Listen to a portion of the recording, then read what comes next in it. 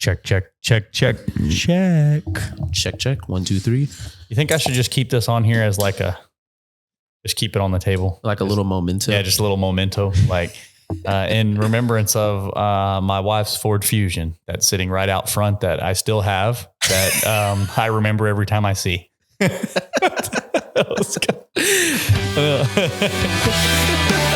probably one of our best ones yet. There you go. We do our best work when Phil's in Japan. Man, Japan Phil, man. Japanese Phil. Japan, Phil, and Denny. I bet you they stand out. Probably a little bit. I don't know, like, I've never been to Japan, but I mean, so bad. I know for sure people from Asian countries tend to have like, I guess, darker hair, darker eyes. It's probably typical, but Denver, being like, blonde hair, blue eyes, like super not like platinum blonde, but like very blonde, almost super saiyan blonde with bright colored eyes. And she's tall, she's probably people are like, what's this chick doing over here? I can almost see Phil fitting in a little bit. Yeah. But except for he's jacked, right? He is kind of jacked. He stands out in any room because he's jacked. So, not just Japan, not just America, not just Mexico. Yeah, he's just right down the street. He's just like walking around. Jacked everywhere he goes, and he stands out. People are like, look at this guy, he's jacked. Yeah, jacked. Now he's jacked in Japan. You know what they think? They're probably like, he is almost as jacked as Daryl. They probably think that. Almost as jacked as Daryl. I mean, I don't think that, but everybody else probably. The guy from the OTG podcast that I listen to in Japan. Yeah. Hell yeah. Well, listeners and viewers at home, welcome to the OTG Podcast, where Shawn and I are riding solo today. I say we're riding solo, but it's usually at least me, Shawn, and Phil, and typically there will be a guest, but we don't have a guest this week. And Phil, as you know, is in Japan. And him and his girlfriend went on a little trip for his birthday because he turned like 43 or something. I'm just kidding. He's 32. I give Phil shit because he's a couple months older than me. There you go. And so I always tell him how old he is. I'm like, bruh, he'll have his birthday and I'll be like 32, dong.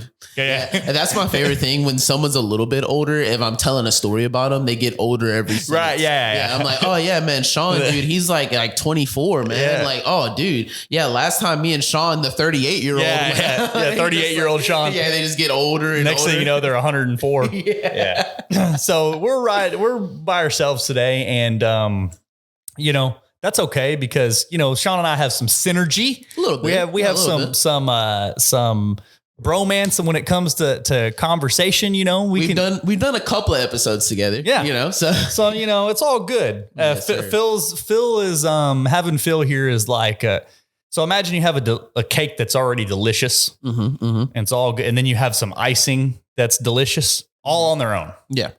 Phil is like, if you were to put that icing on the cake, right? So like the cake's good. Okay. And then the icing's good. And then when you put them together. What is your pick for this hypothetical cake? The OTG, like what's your cake flavor of choice here? You know what? I've been on a lemon dessert kick lately. Like lemon dessert like kick. I think it was this morning. I bought a lemon cookie of some sort, lemon poppy seed cookie. Okay. At the coffee shop by my house. Shout out Java Al, greatest coffee shop around these parts. Java Al's pretty damn good. And they had this little lemon cookie there. I got that, but so I would say the cake's probably like some lemon poppy seed, and it's like a buttercream type icing. You know what I'm talking about? Yeah, that sounds very good. delicious. That sounds really good. Yeah, I'm a cheesecake guy. I like cheesecake. Cheesecake is pretty damn good. I would say overall, as far as desserts that I like, cheesecake's probably top category, like number one. Cheesecake's good, man. Cheesecake, man. I feel bad for eating cheesecake because if I eat the whole, man, I might eat one piece and I'm gonna just keep. You know, the thing about like cheesecake is it makes you feel even more like fat when you eat it. Is like it's dense and heavy. Like if you get like a slice of cheesecake, if a good decent size, it's like kind of like heavy. You're like, you pick up your plate and you're like, oh, yeah. I mean, you're gonna eat it anyway. Oh yeah, right? You're gonna tear it up. You're gonna tear it up, but hopefully it goes onto my thighs. Yeah. Right? I'm trying to like if you had like one cookie on your plate, you'd be like, oh, A regular piece of regular cake. Yeah, you got one cookie in your pocket. It's no big deal. Yeah, well, hold on. We're talking about portability here. So cheesecake is low. The Madden scale, cheesecake's low on the portability. It's portability ratings in the 20s. Oh, definitely. Right. Yeah, it's down there. Oatmeal raisin cookies like 99. It's up there. Yeah, I mean, you can put it right in the shirt pocket. Top tier portable cookie. Yeah. So, oatmeal raisin beats out the chocolate chip and the portability because the chocolate chips will melt in your pocket, because the warmth. For sure. You know what I'm saying? Sure. And so chocolate chip cookie loses some points for the melting chips. Just a little bit. Now, however, overall, the Madden overall rating, chocolate chip cookie is like a 98. It's up there. It's up there. It's like a 95. A good chocolate chip cookie is kind of hard to beat. Hard to beat. It's like at least a 95. Up there. Right. But I mean, cheesecake, just as a general statement, the taste, the flavor, the enjoyability is like a 99. Portability, very low. Can't be important. I can't stick a piece of cheesecake in my shirt pocket. I could. It wouldn't work out good for me, right? That sounds like a very drunk person thing to do. I get that damn cheesecake. Give me that cheesecake. I'm taking it home. You need to go box, sir? I got this. Shut up. Yeah. So anyhow, as y'all can see, Phil's not here. And Shawn and I had a brief discussion before the show started. We texted each other earlier in the week and we're like, hey, you got any ideas for what we want to talk about on the show? Because we knew we were going to be recording today. And both of us were kind of like, no, not really right now, but we have a few days to think about it. And then something happened the other day, this domino effect. And that's how my brain works. Like one little thing will happen and then it'll impact me, deeply inside my head, and my brain will go down this rabbit hole of all these thoughts, right? Kind of spark some extra ideas. Yeah. So those of y'all that are from our area, Galveston County, which I don't know if we're in Galveston or Harris right this second. I think it's Galveston. Yeah, I think my house is Harris, but this is considered what, Leak City? Yeah. A little bit. So yeah, I think it's Harris. So anyway, Galveston County dropped, at least on the websites, they released the appraisal values for this year. And, of course we haven't got the letters in the mail, but you can go online and look your address up. And for those of y'all that don't know, at least in Texas, I don't know how it works in other states. It's public knowledge. If you have a property address or an individual's name, you can search on the website and see, what they own in that county. And, there's ways around it, right? If you want to put all of your stuff into an LLC and the LLC owns the property, then, that will show up. Anyhow. So, I'm just going to use the term friends. There were some guys that I know, and we were all kind of discussing this. And, one of the guys was looking up everybody's name, going, oh, yours went up, this much, hey, Shawn, yours jumped up this much. Hey, Phil, yours jumped up this much. Does it show the before like that? Yeah, difference? you can go online and look at the previous appraisal values. From previous years. Right. Gotcha. And, so you can get basic information. You can get appraisal values, name, address, Nice. And, so at least in Galveston County, you can. So, he's, oh man, yours. Or wait, I think you can get previous appraisals. If not, you can see, you can at least see the annual taxable amount for the appraised value. Gotcha. Right. So, because you get to pay taxes on a percentage of the appraised value. So this friend, he got to me and he punched my name in there, and so I own 7 properties in Galveston County. I own a few in other counties, I own property in 3 counties, but 7 of the properties are in Galveston County. So I'm gonna bring the applause in on that one, man. You got some roofs, man. My boy got some real estates. Okay. It's not all glory. I mean, it's a good thing for the long term, but man, it costs me a lot of money right now when something breaks. Yeah, definitely. So people are like, oh man, you must be rolling in it. You got, 9 rental properties. Well, I got 10 total and 9 rentals. And then I have a house that I live in. People are like, oh, you must be rolling in the dough. And I'm like, first of all, I don't own any of them outright. Yeah. Second of all, none of them are brand new, which means they break. Yeah. And so it actually costs me a lot of money to own them right now. So you're saying that it's not as passive as some people might think that if you own real estate, if you're not there are passive investors, what I call money men or women, that just like say if Shawn and Daryl want to buy an apartment complex, but we only have $100,000 and we need $200,000 for a down payment. But we know Denver, the investor girl, that will give us $100,000 and we'll work out a deal of how much she gets back over what amount of time, right? Okay. So her role would truly be passive. Hey, you give us the money, we give you a 5% return over the course of 5 years or whatever it is. Got you. And then you and I do all the work. It's nothing passive about it. For her, it is. Yeah. Outside of money men or women, it is not passive at all to own rental property. And we can talk about, that's a whole nother show. Yeah, that was just something I was, I was listening to a podcast recently and they were talking about the real estate market and like how not passive it can be. And just because you're owning a business and it's like, you have to deal with a lot of that stuff. Like you said, things break. Who's going to fix that? Yeah. These properties are a product that I offer to customers that they pay me for.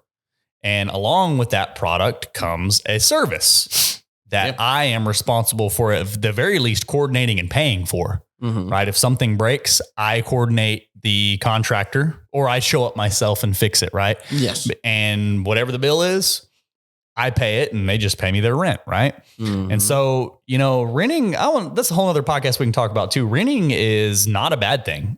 People think that it's been pounded and people said, oh, you don't want to pay rent to somebody. You're just, landlords are assholes.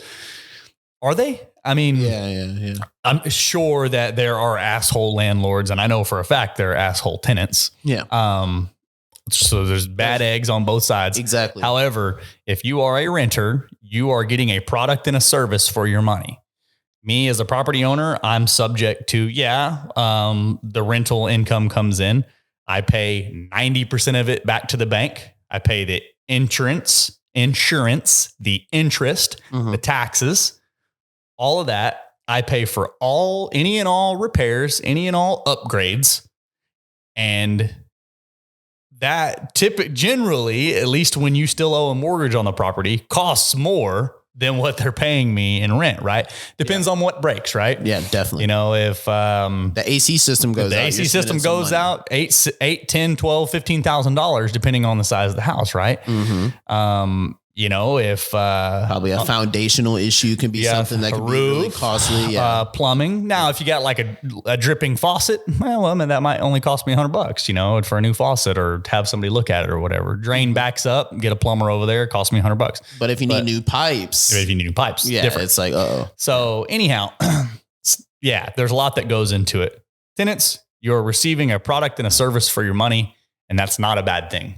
It just depends on what your goals are, right? Exactly. If your goal is to own something, renting is probably not the way to go, at least for the long term. If you don't really care to own something and you kind of want to bounce around, Phil's that type of guy. Phil doesn't want to buy anything and live in it.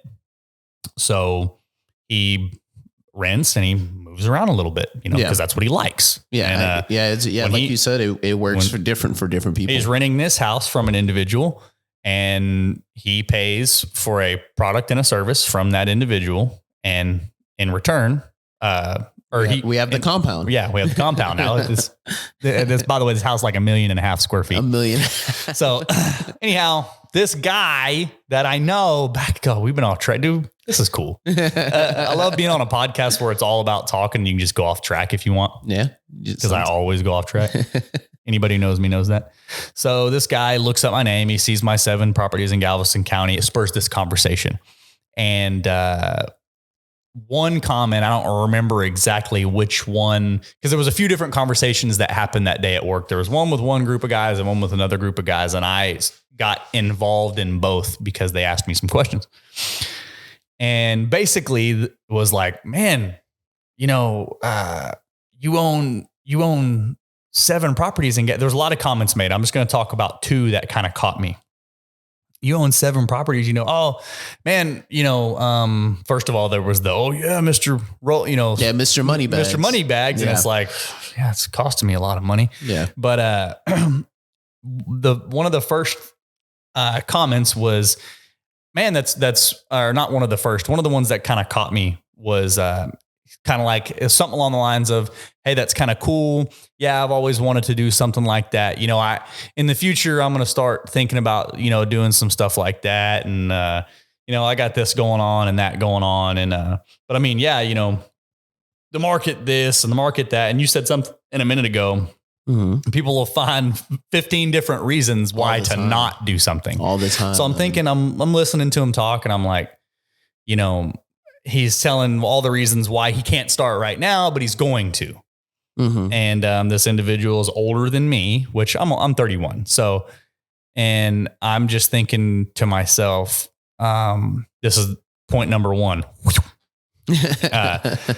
I'm thinking a lot of people don't understand that, or not understand. They don't live in a way that is, they don't treat their life like it's an emergency. Living with like urgency. Living with urgency.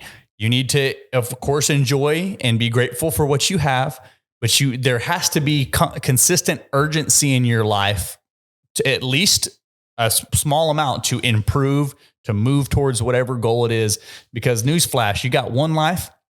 And you said it just a second ago. I'm gonna let you make your analogy. What are your thoughts about life and your lifespan, Shawn? So yeah, I think that living with some sort of urgency is important because a lot of times we like to think of life on a clock, and the clocks, a clock goes over and over and over and over again. But I think that we should probably live our lives in the way of like a hourglass. Whenever you're born, that hourglass gets flipped over. It gets flipped over, and the sand starts running. There's only so much sand, and it's like there's only so much sand. Exactly. Yeah. And I think that living with urgency doesn't mean like, because I think that some people hear that and they're like, oh, what do you mean? Like that hustle hard, grind it out 24/7, no sleep, no. And it's like, no, it's if not you like only, that. Yes. Yeah. If that's what works for you, just like renting and owning, if that's what works for you, then yeah, go that route. But I think that also being aware of the fact that time is limited. Yeah. And it's like, I need to take charge and I need to like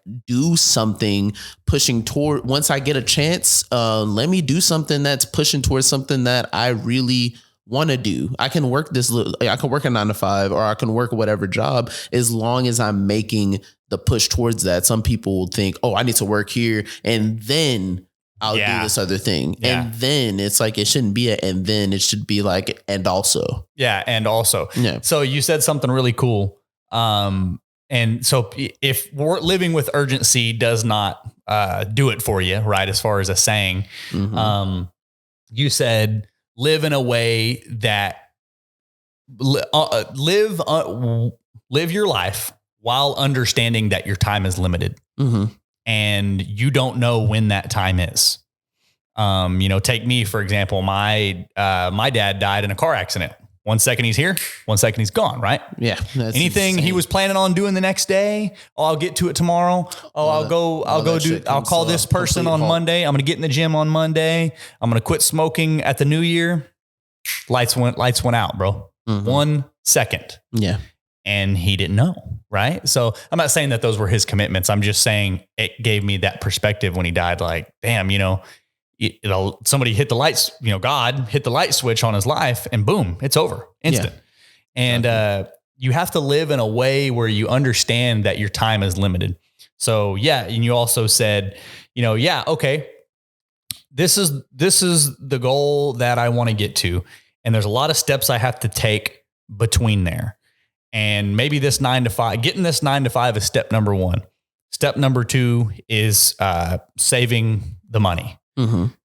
Step number 3 is building the team of individuals around me that know about what it is that I'm trying to do or getting involved with them. Step number SMEs. 4, get some schmees in there. And shout out my boy John Alba, bro. Yeah. By the way, how's my face look? I got beef tallow, sweet cream flavor, bro. Dude, I've been bathing in that shit. I have it on my face right now and I smell like a cupcake and I love it. Sweet cream has like a vanilla icing. Very mild. Dude, it's really good stuff. I already need to re-up on some. I was like, dude, it's good. I was on his website today, Signature Touch. Our Signature Touch. Our Signature Touch. Bro, put the beef tallow on your body.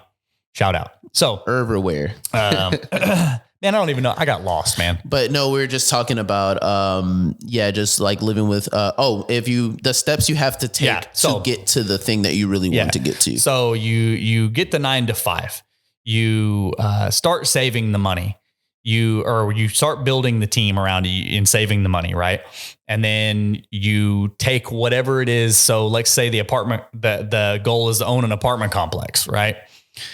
So you build the team of individuals, you get involved with the groups, and maybe you buy, some other investments between that can take the small money that you've saved and grow it until you have enough money to buy this thing. Mm-hmm. And then you build from there, right? Kind of put those reps in a little bit. Start moving in the right direction though. Your life is an emergency. You only get one, and it's an hourglass. The moment that you are born, you come out, bam, the hourglass is flipped over and there's only so much sand. Yeah. Some people have a whole lot of sand and some people got a very short amount of sand, right? Yes. Yeah. And you don't know how much sand you got.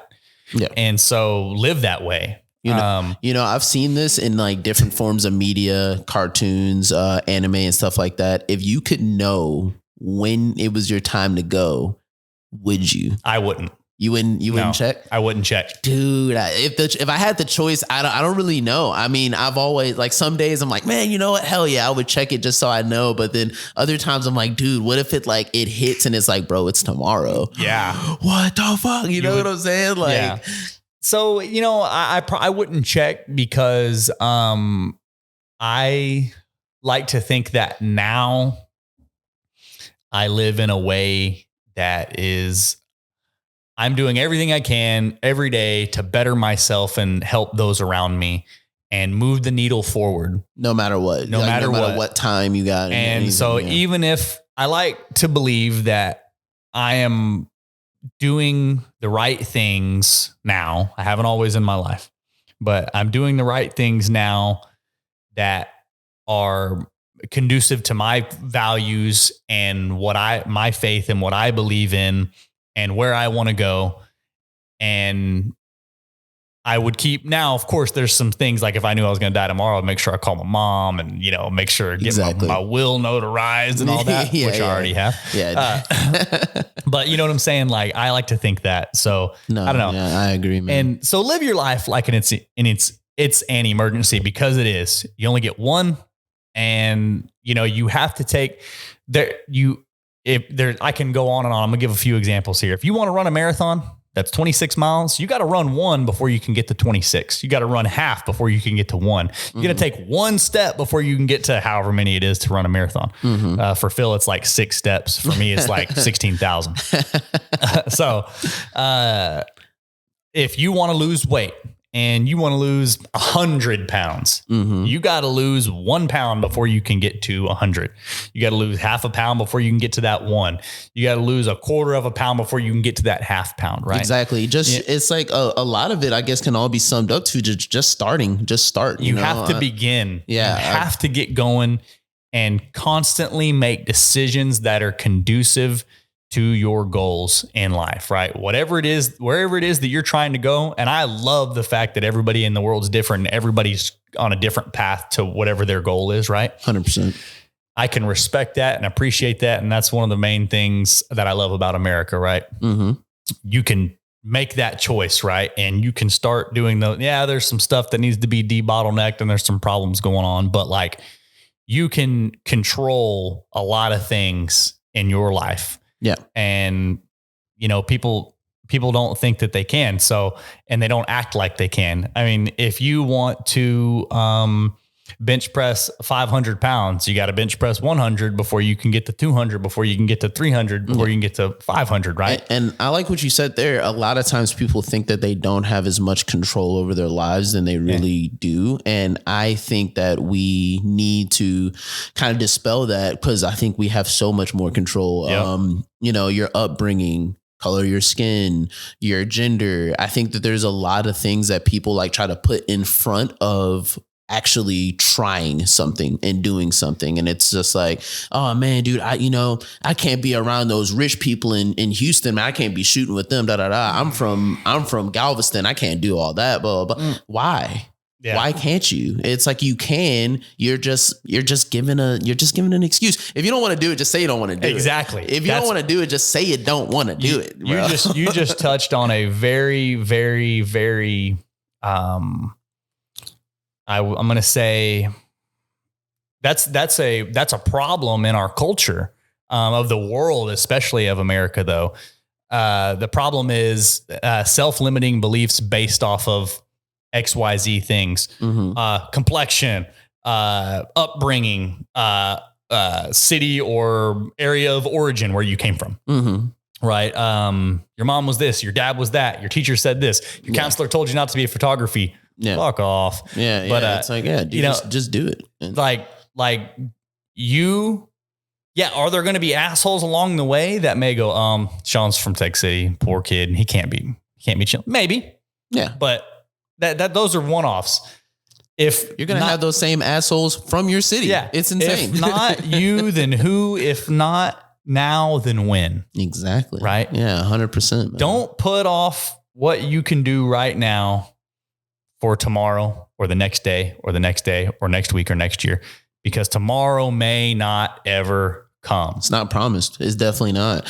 And like from the, the guy that you were speaking on saying that, oh yeah, well, I'm gonna start, eventually. It's like, are you like, it's like, we're working this job, working at the refinery, you make good money. And I'm sure you make good money to where you can invest in other things and invest your time in other things and spread that time a little bit more to other things if you want to invest in something. Yep. So it's like, why not try it then? But you're like, oh man, well, I'm gonna do it now. Are you gonna do it now just because we're talking about it, or is it like something you're really gonna do? Because I don't see why you don't gotta want to do it because I'm talking about it now. I don't care. I don't care if you don't do it, then that's fine. Like I'm headed down my path. Exactly. And I hope that everybody heads down their path and quits talking themselves out of it. Yeah. And so, like you said, are you like it? You don't have to do it just because it's what I'm into.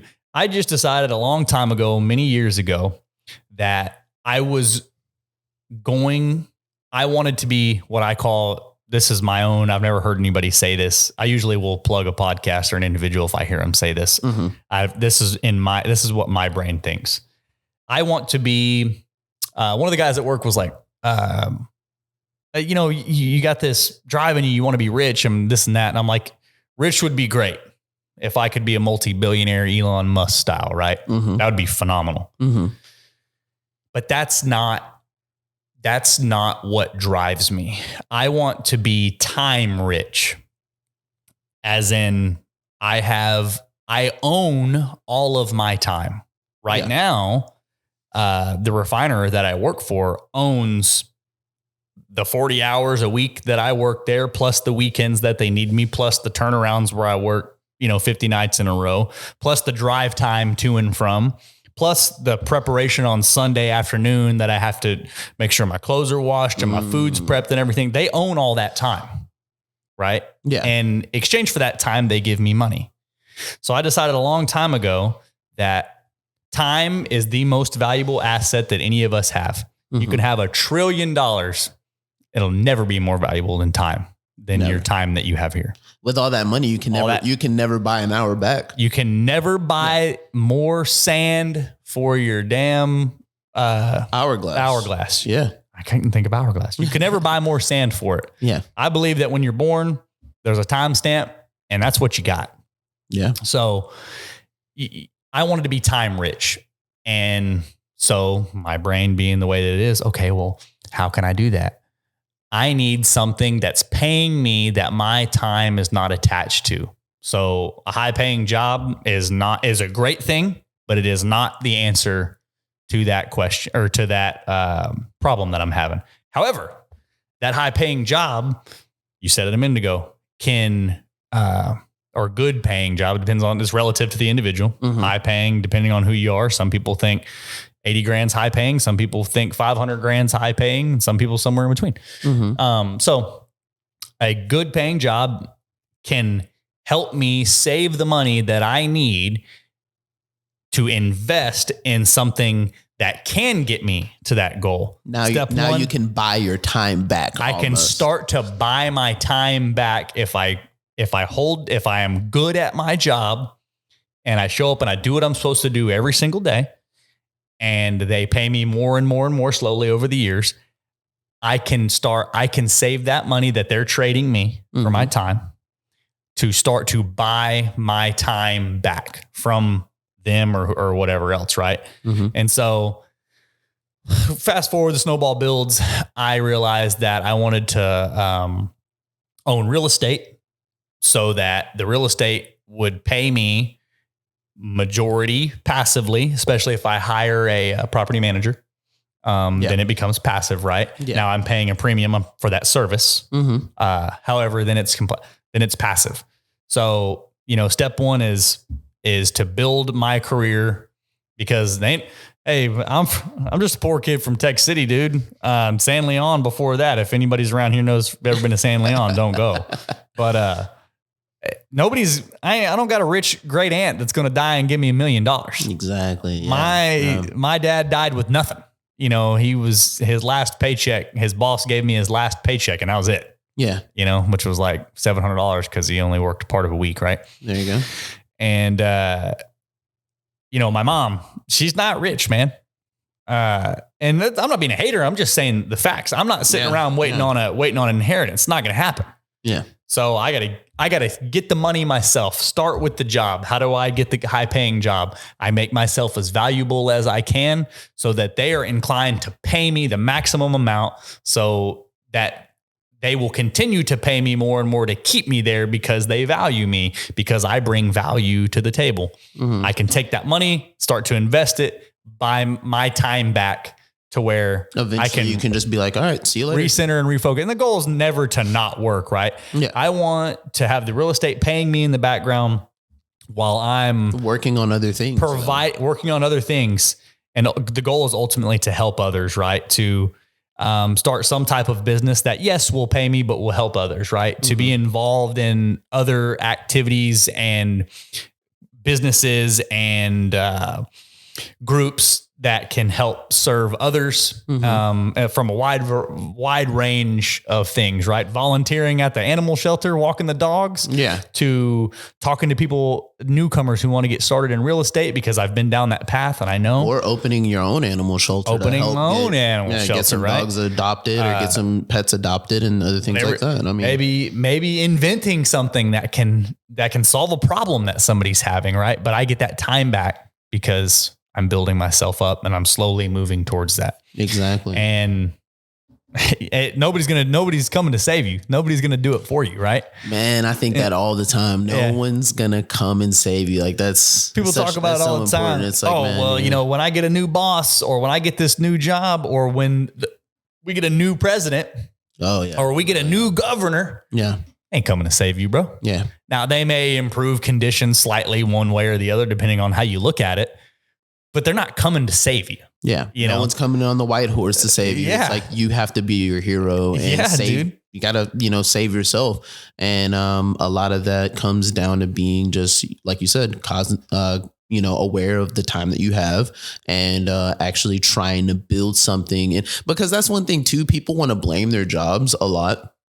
And it's like, well, your job doesn't say that you can't do anything other than work, right? Like other than going to your job. I get it. Jobs are taxing. It's like I've worked plenty of jobs where I get home and I just wore out, go to sleep, or I just want to do anything else but work. But it's like, man, before I started working for the gym, it's like I would come home and, I was making sure I was, booking as much as I can, editing, as much as I can. And there was days where I'd take times off where I would just come home and just do whatever. And that's totally fine too. You need those moments for sure. Yeah, you definitely need those moments. But it's like I would always try to make sure that I was editing, posting, reaching out to people, calling people, stuff like that. Moving the needle ever so slightly in the right direction, over and over and over and over.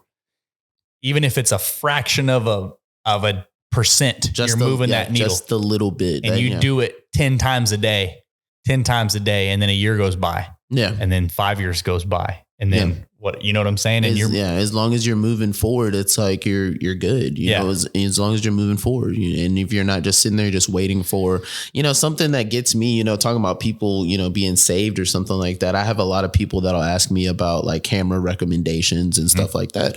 Oh, what camera should I get? What camera should I get? I'm like, well, there's a new camera coming out all the time. I'm a pretty cheap guy. I always suggest something that's like 3 to 5 years old. And I'm like, get that, because if you get it, you can get it used. And if you knock it around a little bit, it's not a big deal. You're not trying to baby it. And it's probably something going to be that smaller that you can take it everywhere and shoot. That's like my go-to things. But everyone then wants to flip it. Oh, well, this whatever's coming out, this new camera's coming out. And I'm like, wait. Do you really want to do this? Like how bad do you want to do this? Like, do you really want to take pictures all the time? Do you really want to try to reach out to people? Do you really want to have to like stay up super late to send an edit to someone, wait for them to reply back? They probably reply back saying, hey, I don't like the whole back end of that. Everything else looked fine. Do you really want to do that? I'm not saying that it's all bad in content creation, but there's some stressful times and there's some tough times. And one thing I'm going to tell you is the camera that you have isn't going to save you. It's not going to save you from all that. It's not going to save you from any of that. It's like, you got to have that, that tenacity, that grit, that grind, that I really want this bad enough. And you also have to be, like Alex was talking about, empathetic. You're talking to your customers or your clients and you're listening to them rather than, oh, I'm just a creator and I'm going to do this. All of that wrapped up into one. You have to ask that question. Do you really want this? What do you really want? Yeah. What do you really want out of this? Because it's like, if you think the newest, freshest camera is going to save you, then I think you're kind of wrong. Newsflash. I can go buy the same football cleats as Tom Brady that he's wearing. I can go buy the same ones. Yeah. Guess what? You can even wear his. I could put on LeBron's shoes right now. I ain't going to be the king, bro. I'm the king, basketball NBA, right? Yeah, man. So just same thing with the camera. But second point that I thought about, and this was later on, this wasn't while the guy, at first I was thinking, man, your life's an emergency. You should start right now. Like you should start moving in the right direction now instead of, once I do this and that, then I'm going to start thinking about doing this. I don't know. Start taking the steps now. So that's one. Your life's an emergency. Do it now. You only got so much sand. Point number 2, I was thinking about the whole conversation later on. And by the way, I'm guilty of all this in the past, right? I was the guy who was like, I'm gonna get started one day. Yep. I'm going to start doing this. I'm going to start doing that. I'll go to the gym on Monday. I'll start saving my money next year when I get this new job or whatever. I'll quit drinking, after my birthday or whatever. Right. You know what I'm saying? Like exactly. I was that guy who made those excuses. And who once I get this lens, they ain't gonna want to see me. I'm telling you right now, it's over, right? So, but by the way, full disclosure, I have been this guy. But secondly, I was thinking later on, I'm going to use the word arrogant, and people may not like it, but it's kind of true. To think that for me or anybody, to think that I have the time, I am owed the time, it's allotted to me that I can fuck off this weekend and get into the gym on Monday is kind of arrogant to think that you're owed that, to think that it's coming to you. Oh yeah, Monday. Yep.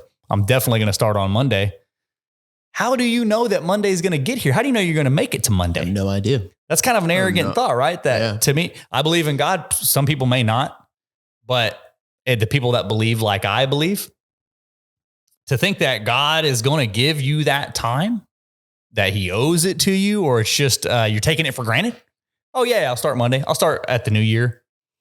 You don't know, bro. Yeah. You don't know whether you believe in God or not. Your time's limited. Absolutely. It doesn't. You can say life after death is a whole nother conversation. I'm just talking about the time here on earth that you have in your life. It's limited. Yeah. And you don't know when you're going to run out of sand. Exactly. And you can't buy more sand.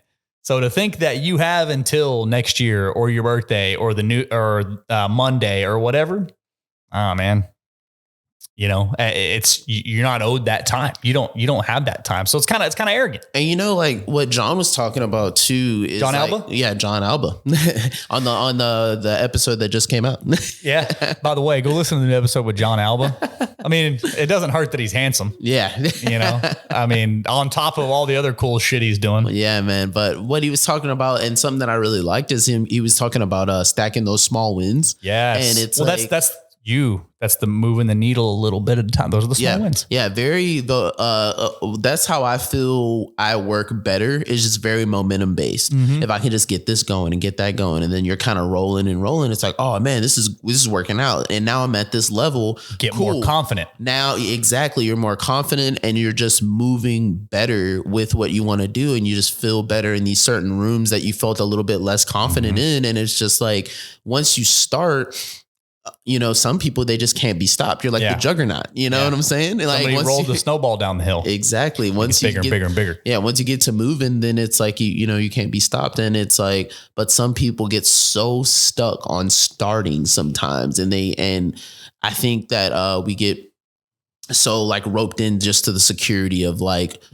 oh man, I'm working this job. And like you just said, I was this guy barely a year ago where I was just like, I'm at this job. I'm cool. I don't really know what I want to do. I'm taking pictures, I'm taking videos, but I'm not really taking it seriously. And then it's flipped. Oh, just one day it flipped, and it was a totally different hands. It was a totally different thing where it's like, I have to take matters into my own hands because I was like, man, things are changing in the company. Okay, well, I got to dip. And then next thing you know, things started happening that I wasn't so fond of. And I was like, oh man, I really got to go now. Yeah. And so after that happened, I left that job and I got into this other one, and it changed my whole perspective of working a 9 to 5. You work with some of these people at 9 to 5s and they take such ownership over it. Yeah. Oh, this is my, I worked at a Kroger's for a little bit, and it was like, oh, these are my owls. These are my baskets. This is my freezer. No, it's not. It's not yours. That's Kroger's, dog. It's not yours. And it's like, I think the way to think about a place like this is, I'm here and I'm just going to come in. I'm not saying be the like total stoic guy, don't talk to anybody, but I'm here. I'm going to come in. I'm going to do my work. And do I'm the job the best you can. Yeah. Provide the value. Exactly. So you can get the most money for that value, right? Because if the boss sees Shawn coming in every day, and maybe Shawn's goal is to become a videographer, but he's got to work at Kroger for long enough to get the equipment, to pay for the equipment, right? Exactly. If you come in every day and you do what you're supposed to do to the best of your ability, in all likelihood, you're going to make more money faster. The more money you make, the faster you make it, the closer you can get to becoming a videographer. Last point. So all this being said, whenever you came over to the gym and you quit all the other stuff and you went full time, you took matters into your own hands. Yeah. Yeah. Definitely. And that's what you need to do in your life. Take matters into your own hands. What better person to propel you towards your goals than yourself? Does anybody on the whole planet, your mom loves you to death, but she doesn't care about your goals in life as much as you care about them. 100%. She doesn't want them. She would probably say, I hope Shawn gets everything that he wants. And she would mean it. However, she's not going to chase those goals for you. And even if she did, it wouldn't be the same. Yeah. You have to take pursuit yourself. Yeah. You got to want it. There's no better individual. Sure. There's going to be those that help you along the way. There's going to be others that add value. There's going to be people that you consult. But no one's going to want it like you want it. Nobody's going to want it like you want it. So why not take matters into your own hands and start chasing it your damn self instead of waiting for the new governor or the new president or the new job or the new camera week or the new camera or the new whatever, right? Yeah. And there's no better individual. There's no better person to take matters into their own hands, to pursue your goals than yourself. And there's no better time to do it than now. The old saying, the best time to plant a tree was 20 years ago. The second best time is right now. Mm-hmm.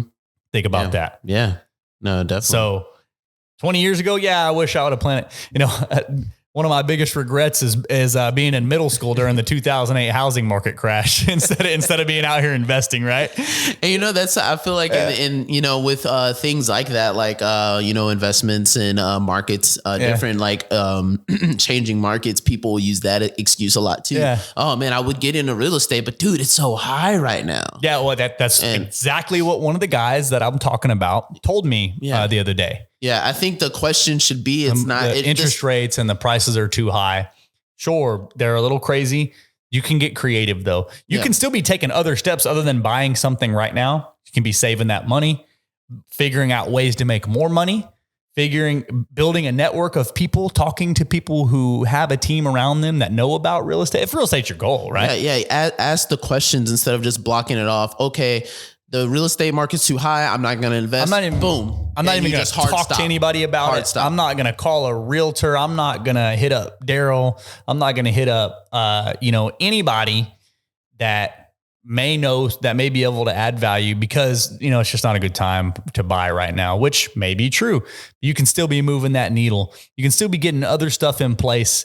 You can still be loading your weapon and ready to pull the trigger when the time's right. Exactly. Yeah. So those are my thoughts, man. After that one, the GCAD releases the appraisals and I have a few conversations and, I told a little bit of that to these guys that I was talking to, but these were kind of, not that I was scared to say it to them. Mm-hmm. These were something I started thinking about the conversations later. When I drive, a lot of time I get in this like mental, I try to be present in my life. And so every day I try to go over like a mental inventory of what happened, where I can be more present, what I can do better, what I need to not do. Mm-hmm. How can I improve my day? How can I improve my morning and then my afternoon and then my evening and then combine it all together and have an improved day? So I'm driving home and I'm thinking about these conversations and I'm going, man, it's an emergency. You got to do this now, dude. You can't be waiting around. Kind of arrogant to think that you have all this time, that you have until Monday, you have until next year, you have until, your wife gets a new job or whatever. You don't know if you have that time. And thirdly, who better to chase your goals than you? And what better time than now? There's no better time. Yeah, very true. And then start talking to you about it. I come in here and you throw in the hourglass and all the examples of all the stuff that I was needing to make this a whole ass conversation on and an impactful, meaningful discussion. Dude, something I always think about when it comes to that is something my brother told me, and it was another analogy that I really liked, and it was a baseball analogy. He's like, every day, every day, I don't really go for a home run, but if I can get on base, he's like, I go for a home run every time I step to bat, but if I can at least get on base every day, it's a win. And then, because eventually you go around the diamond, you come back home and you get that home run. Eventually you slide into that home run.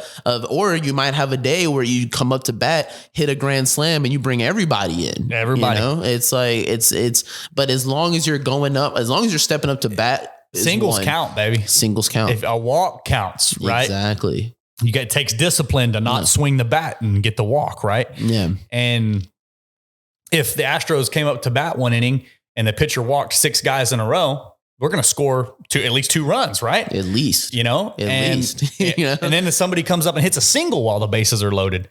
That's 1 or 2 scores. Yeah. And then Shawn comes up, hits the rest of everybody else in, right? That's a 3-run homer. Exactly. And so, you got to hit, the singles are very valuable. Like I like that your brother said that's a good analogy. Yeah, man. Yeah. If everybody comes up and hits singles back to back to back to back to back, guess what? Mm-hmm. You're going to win. I mean, you're going to score. Exactly. And another thing about baseball, I'm pretty sure a 300 career batting average is a Hall of Fame batting average.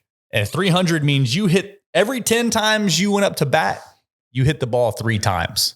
3 out of 10. Yeah. Right? Isn't that right? Yeah. I think 3 out of 10. Because I think it's on 1,000, 10.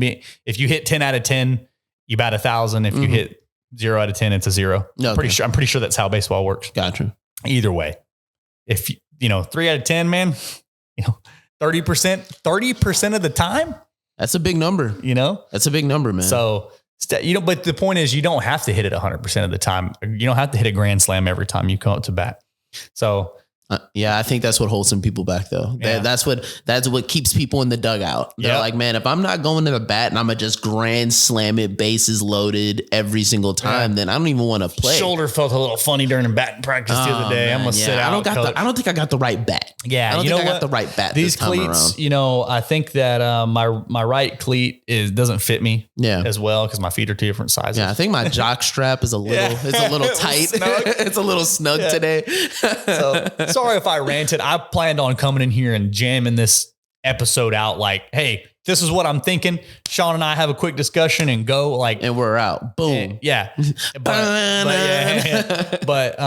my final thoughts, Shawn, have you got it all out? Man, I'm all good, dude. Yeah, I think that this was a really good discussion, really good episode. And like, comment, subscribe. Like, comment, subscribe. Phil's going to listen when he gets back from Japan. Yes, sir. He's probably going to listen to it, on the flight home because it's badass. But no, seriously, y'all, your life is an emergency. You are arrogant if you think that you have until next week or next year. And there's no better person to chase your goals than you. And there's no better time to do it than right now. That's it. Yeah. Oh yeah. What I would have to say is, stop. Yeah. Don't treat life like a clock, treat it like an hourglass, and no one's coming to save you. No one's coming to save you. You got to make $1 before you can make $1 billion. You got to run 1 mile before you can run 26. You got to lose 1 pound before you can lose 100. The list goes on and on and on. Whatever your goals are, start chasing them one step at a time. Hit a single. Hit a walk, get on base. Let's do it. Take us out. It's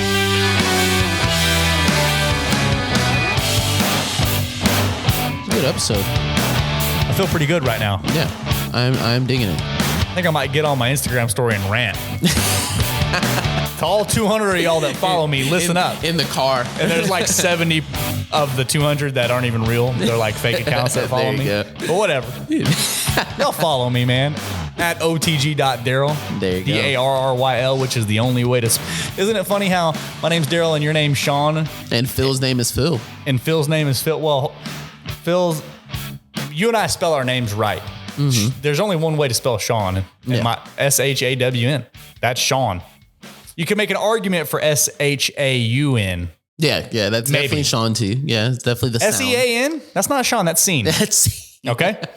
Daryl, there's no E's. There's 2 R's, a Y, and an L. DARRYL. All the Shawn's are spelled scene, just like unsubscribe. They're just like, you know what, I'm out. Yeah, we lose 100 followers. I'm tired of this scene. I'm tired of this scene slander. I'm out. Yeah. All right, guys. Spell your name however you want. It's America. All right, peace out.